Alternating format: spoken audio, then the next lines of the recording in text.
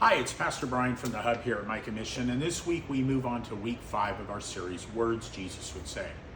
And honestly, this may be one of the most personal messages we've talked about yet, because over the past several weeks we've been rediscovering what Jesus' voice actually sounds like.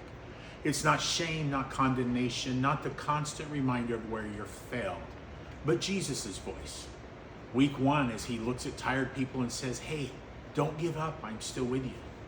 Week 2, he looks at people who thought their mistakes defined them and said, listen, there's more in you than you see in yourself.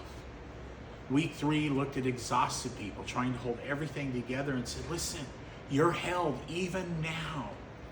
And then last week, when fear was loud, when anxiety was leading, when people were shrinking back from life, he says, take courage. It's me, don't be afraid.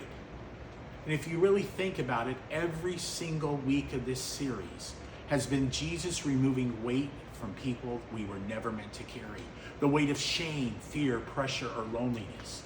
Because Jesus does not come to crush people with more weight. He comes to bring freedom. But this week we move into something heavier.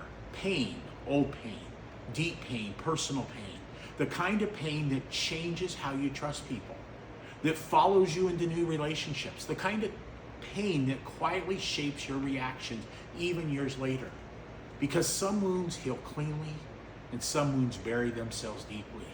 And if we're honest, some people listening right now are still carrying things from years ago. Words spoken of you, betrayal you never saw coming, people who walked away, who lied, who damaged trust, who wounded you deeply. And over time, something dangerous happens. What hurt us starts shaping us. And what we carry emotionally eventually becomes spiritual weight. So even when life is moving forward, part of us stays stuck back there, still replaying it, reliving, and carrying it. And maybe the hardest part is this. Some people don't even realize anymore how heavy it's become. Because they've carried it for so long, it's started to feel normal. But bitterness, resentment, and unforgiveness is heavy. And eventually what you refuse to release starts affecting everything else. Affects your peace, your joy, relationships, trust, your ability to move forward. Because pain that is never surrendered doesn't stay contained. And then here's what makes forgiveness difficult. When someone truly hurts you, forgiveness can feel wrong. Because part of us thinks if I let this go, then what they did didn't matter. If I forgive, maybe I'm saying it's okay. But forgiveness is not pretending it didn't hurt. Forgiveness is not approval. It's not denial. It's not removing accountability. Jesus never asked people to call evil good. But he does invite people to stop carrying what's destroying them. And maybe today the real question isn't, was it painful? Maybe the real question is, how long are you going to keep carrying it? Because some people right now are carrying anger that becomes identity, pain that becomes their perspective, bitterness that became armor. And what started as protection slowly starts to become a prison. Because the truth is, the person who hurt you may not even know you're still carrying this, but you are. And it's exhausting, emotionally, mentally, spiritually exhausting, because you were never created to carry bitterness forever. That's why Colossians 3 says, forgive as the Lord forgave you. And let's be honest, forgiveness rarely feels fair, because hurt always wants repayment. We want apologies, justice, explanations, accountability. And sometimes those things never come. Sometimes the person who hurt you moves on with life, while you're still carrying the wound. But forgiveness is not saying what happened was okay. Forgiveness says, I refuse to let this keep poisoning my life, because bitterness never stays small. Hebrews says, do not let the root of bitterness grow up in you. And that's what roots do until eventually it affects everything. Your reactions, your relationships, your peace. It's like carrying a heavy backpack every single day. At first you barely notice the weight, but eventually your shoulders ache, your back hurts, you're exhausted. Not just because life is hard, but because of everything you've been carrying unnecessarily.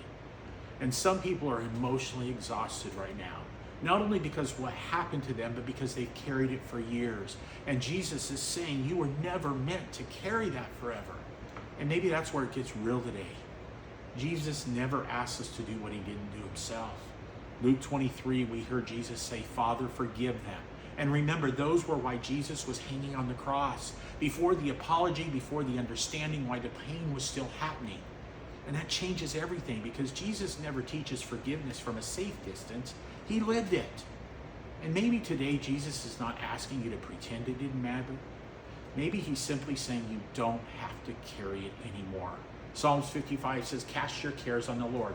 Not carry them forever, but cast them, release them, lay them down. And if Jesus was sitting across from you today, I don't believe he would say, hey, keep replaying it, keep reliving it, and keep letting it steal your peace. No, I believe he would look you in the eyes with compassion, with truth, and with freedom, and he would say, let it go, release it. You don't have to carry it anymore. So maybe this week, when those memories resurface, when that anger comes back, when the offense starts replaying in your mind again, don't rehearse it, release it, and remind yourself, I don't have to carry this anymore. Jesus spoke freedom over my life. Because freedom is not pretending, it's not denial. Freedom is finally breaking and breathing. And maybe for some people, this is the week you stop dragging the old chains. Because Jesus does not just save people, he frees them. And next week, we're going to go deeper. Because once you stop carrying what's been weighing you down, you can finally begin walking into what God created you for. Week 6, you were sent because your life has a purpose. You're here on purpose, so live like it.